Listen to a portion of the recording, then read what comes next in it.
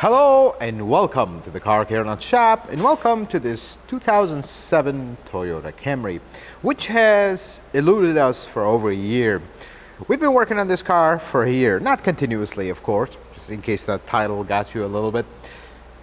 We've had AC problems with this car. Last year, it came in the shop and the owner was like, AC stops working, we've charged it before, it stopped working again, could you look at it? And a year later, we're still dealing with the AC leaks. So in this video, we're going to show you what we actually ended up finding with this car and some information on what to do in these situations right after this.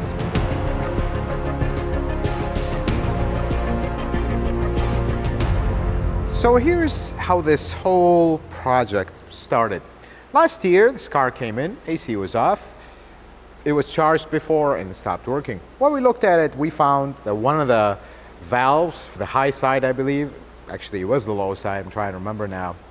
The low side valve was not holding. We tried to tighten it, it wouldn't hold. So, all right, let's replace the line that has the valve.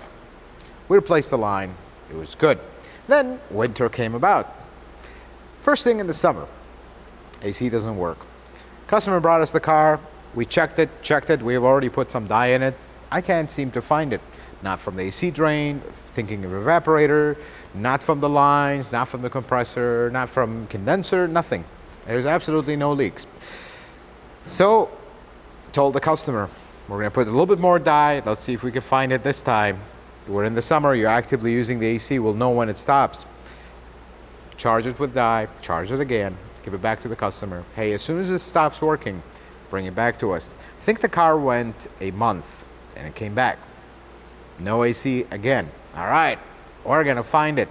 Nothing, absolutely nothing. And I remember that day, actually, nicest gentleman in the world that drives this. This is, I believe, his daughter's car.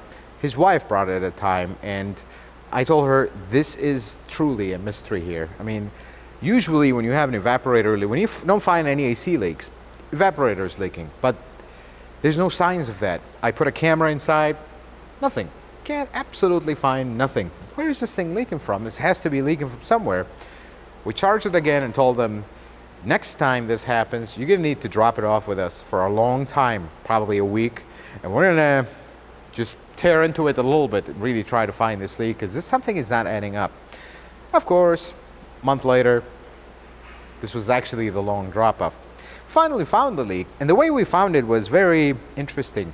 Still no leaks outside, no leaks out of the AC drain. I'll show you that in a second. No leaks out of the AC box. Stick a camera in there, nothing. The only thing I noticed, and after we drove it a little bit, after we charged it again, you smell refrigerant. And most people don't know the smell of refrigerant. We do, because we deal with it. It's a very distinct, strong smell. I smell it out of the vents. There's only one thing that can do that, an evaporator.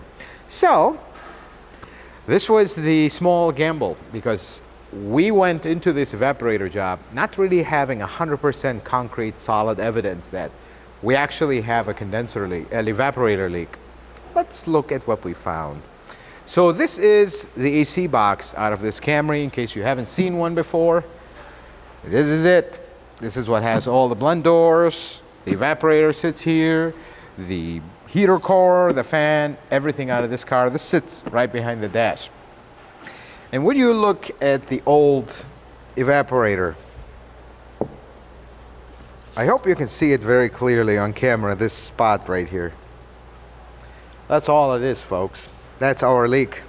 If you flip it on the other side, you can see a little bit of it here, but this is very clear. But for reasons unknown, you see how it's not here, just here? It was not leaking out of the AC box. So here's what happens usually. You run the AC acts as a dehumidifier as well. So that's why you have the AC drain underneath the car, which actually, since we have the box out, if I can find it, it is somewhere right here. This is where the AC drain connects to. Basically, this whole box sits in the car like this.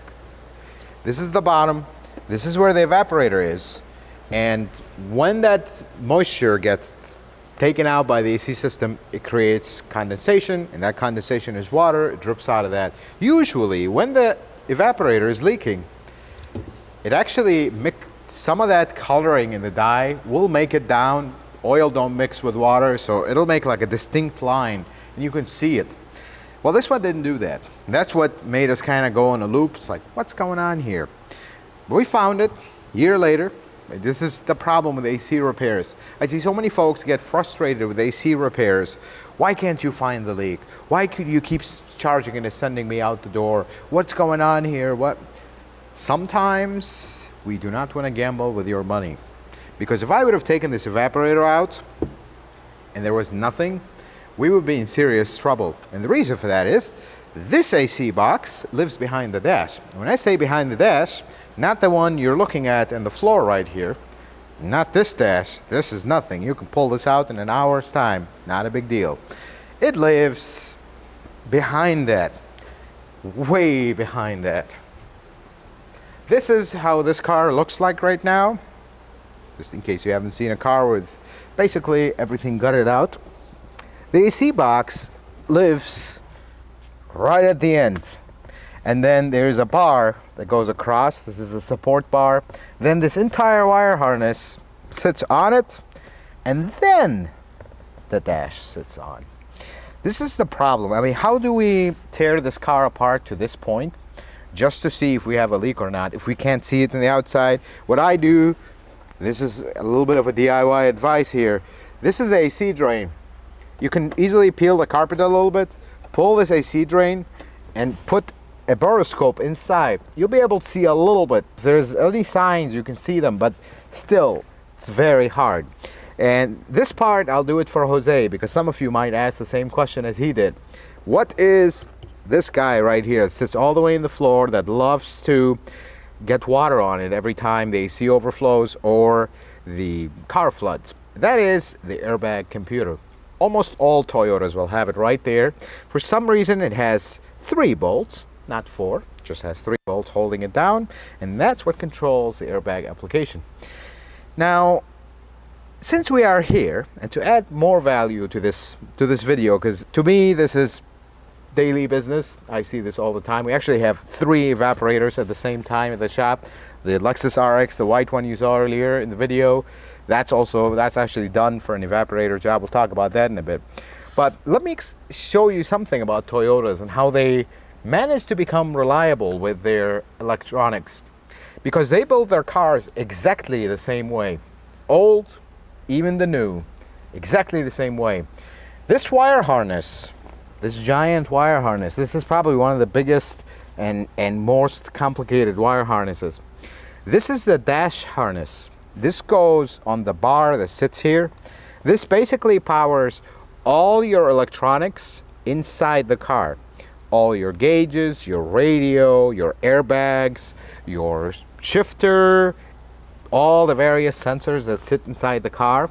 And then there is a second harness, which is also a pretty big one and significant one, which is the one you see right here. And then over there, that is what it's been referred to. It's not an official name. This is the powertrain front electronics crossover harness. So what this harness does, you notice this is the gas pedal. By the way, if you haven't seen a Toyota gas pedal that is drive-by-wire, this is how it looks like. It's just 2 bolts, comes out, 1 connector, and that's it. That's the entire gas pedal. This harness connects the kind of powertrain electronics, like gas pedal, brake switch is connected to it, and then like fuel pump wires go here to the engine harness. And then this one also goes outside the car. And I'll show you a few areas where it normally goes to. This wire comes out right here and normally runs across the back. This is the same one. And then it makes its way back into this fuse block. This fuse block is actually part of this harness. And then one of the connectors of the engine computer, then this wire harness wraps around all your lights, all your sensors in the front. That is all one wire harness. So right now we have 2 wire harnesses. Third one is usually the engine transmission. It's just one harness separate from the rest. And that is your second connector on the engine computer, on the modern stuff that have 2 connectors. Then there are 2 more big harnesses. We call those the floor harnesses. The floor harnesses are these. Here's one. This one runs on the passenger side, and there's one just like it right here that runs on the driver's side. That's really all the major wiring in these cars. There is little wires here and there that run for specific things, like the trunk harness and whatnot, but they're pretty small and insignificant. The biggest one is this one, and the other one that goes under the hood and comes out here. But for reasons beyond me, when there is rodent damage in these cars, it is almost always this one that gets damaged on the outside. And some cars, you can do this without pulling the dash out and the whole thing. In a car like this, it will be very difficult. Because remember, you have the bar here, you have the dash. This wire comes way too high. And look how it wraps behind the brake pedal. Right now, it's super easy. I just undo this and sneak it through here and we're done. But when the dash is here, you can't even see that. This is all completely covered. So this is why in some cases you have to pull the entire dash out, pull everything out just to get this harness out. I remember 4Runners, you do not actually have to do this. There's plenty of space. This wire comes around here, so you have space, but it varies car by car. And these two vents right here on the floor, these are actually your floor vents that go to the back seats. This was something very cool, that it's little stuff. They send heat underneath the driver's seat to heat up the floor of the back passengers. And this one, being an XLE, also has a vent. It's gone now, but it goes through the center console for the two vents on the back of the center console for the rear seats. Pretty cool how they design this stuff. Here's your park and brake cable. If you haven't seen it, how it runs inside the car, it actually comes from the park and brake pedal right here, wraps around, and then somewhere in this area between the seats, it goes outside the car. Here's your shifter cable. If you haven't seen how that routes, this is old school stuff, folks. Slowly, shifter cables are going away. You see it coming out of the shifter right here, and then goes out the tunnel right there. Pretty interesting. This job made me really nervous. I'm very happy right now that we actually found the evaporator is leaking, because doing all this, working on this all day long, getting this far into it, and then finding nothing, that would have been a really bad day. But I think this customer will be happy that we got this finally figured out and found. Problem is, this eluded us for a while because I could not find where the leak was coming from. It's really difficult, and you can't just, oh yeah, let's waste hundreds and actually thousands in this case of the customer's hard-earned money on a hunch. You have to find the why, and we did. This was pretty clear cut, but you couldn't see it from the outside. This is the difficult thing. And folks, whenever you do an evaporator, this is the expansion valve. This is actually what makes the AC happen. It sits right on the evaporator. It's not an expensive part. It is a part you can replace from the outside, but at least in this case, but do replace it. It's like $90, $95. You did all this work, just replace it. We got a new one already here. This is something very simple. And another thing you want to do, if you're going into a job this size, test all your servo motors. Like, you see this servo motor? This one right here? This is the motor that moves the fresh air door. So this is where fresh air would come in through. If you set it on fresh air, and if you set it on recirculate, if you come around, Jose, and show them this side, this door right here, this white door, moves. Right now it's actually in recirculate. So it's basically going to take air in through the cabin filter. When this moves, it's going to move and close this, and then you can get fresh air through. But this little motor, that servo motor, that's what actuates this door. This particular servo motor, you want to test it before you go into a job like this. Some of these, when they start going out, they'll start buzzing and making weird noises. We actually, one of the 3 evaporators we're doing, one of these is out and it's making noise, the 4Runner. So this will be the time to replace them. They are a little bit expensive. Some of them are very accessible, like this one on the side. Let me turn this card so you can see it. This is one of the mode ones. This is very easy to access in the car. This is the footwell of the driver. You can actually get the screws, get the connector, get it out. This is simple. This one is not. This one is very difficult. I mean, you cannot, this is the dash here. You cannot even see it. So if there's any issues with that and you got to test them, that would be the time to do this. Folks, if you're ever dealing with AC, AC can be really tricky to find leaks, because if there's a big leak, like a huge hole, I mean, you're charging here and you hear the hissing there. It's that quick. But small leaks, I mean, this is a microscopic leak that leaked over time to make this little stain. It takes time for these leaks to appear. And here is, like, from experience, here's a general guideline on these leaks. If you have a leak that appears within a week, it's a pretty large leak. That's actually considered a big leak that you should be able to find it. Anything month plus, things get very complicated, because I've seen leaks take 6 months to appear.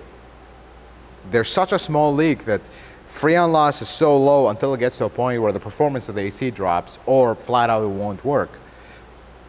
These are going to be very tricky to find. And using the dye, you can't really just put a lot of dye in here. You have to put very little amounts, and sometimes it's just not enough to show it. And the dye is fluorescent dye, so you have to put a black light with special yellow glasses to see it. When you see it, it's very clear. But when you have something like this, you can't see it with a camera. You're not seeing it through the AC drain. It becomes almost impossible. At that point, you're kind of guessing, and guessing can be good because you're guessing off of your experience. But if you're wrong, we just did all this for nothing, and that's not good business. That's not something right to do to the customer. Folks, evaporator jobs, and this is another thing. I want to show you the other car. This is a 2008, don't quote me on this, I think it is a 2008 or 2009 RX 350. We are in the final stages of finishing this. This is all done. Pull the key so it won't chime. This one had a dash that was cracking, and I asked the owner, I'm like, you know what, we're gonna have this dash out anyways. Do you want us to replace the dash pad? Gave him a price. He's like, you know what, this is just cosmetic, doesn't really bother me, so let's just leave it the way it is. We did have some issues of the dash crumpling here and there, but it turned out okay. The biggest thing about these jobs is you take pictures, you work slow, and you take your time, because one thing you forget, you're taking this thing all back out again. And something special about Toyota, now this one doesn't have it luckily, but that one does. And I'll show you this before we wrap up the video. So all the way in the back of the AC box, specifically right here. So I want you to imagine this. This is the firewall. This is against the firewall. This is where your heater hoses come out through the firewall, and your heater lines connected to our hoses. And this is where your AC lines under the hood. So this is closed up. You can't even get your hand in here. Here's where Toyota puts their immobilizer ECU or ID box. This is a very dangerous box that has the codes for the immobilizer. So they figured we're gonna put it in a place where no thief will ever get to. Because if you get to it, you can actually start this car and steal it. They put it right here. Literally impossible to remove it without disassembling the whole car. And last time I checked, if thieves work this much to pull this out and disassemble this whole car, they could probably do an honest day work and get paid better than doing all this. So they don't do that, and that's a cool thing. It basically sits right here. It's just a little computer. Sits right here. One wire comes out of it, and that's it. Folks, if you ever dealing with AC problems, be patient with your mechanic, because some of these can be really tricky to find, and sometimes we start pulling our hairs out. It's like, where is this leak from? I know it could be an evaporator, but I can't just jump head over toe just to get it done. You can't, because what if you don't find it? What if something else? That's the problem with AC. The more these cars get complicated, the less space you have under the hood to really inspect every single corner of that condenser, and things get very complicated here. Folks, I hope this video is helpful and informative. I hope you learned something new. If you like it, consider giving it a thumbs up. If you're not a subscriber, consider subscribing to the channel. Check out some other videos. And until the next video, folks, may the Lord bless you and keep you, and you have yourself a wonderful day.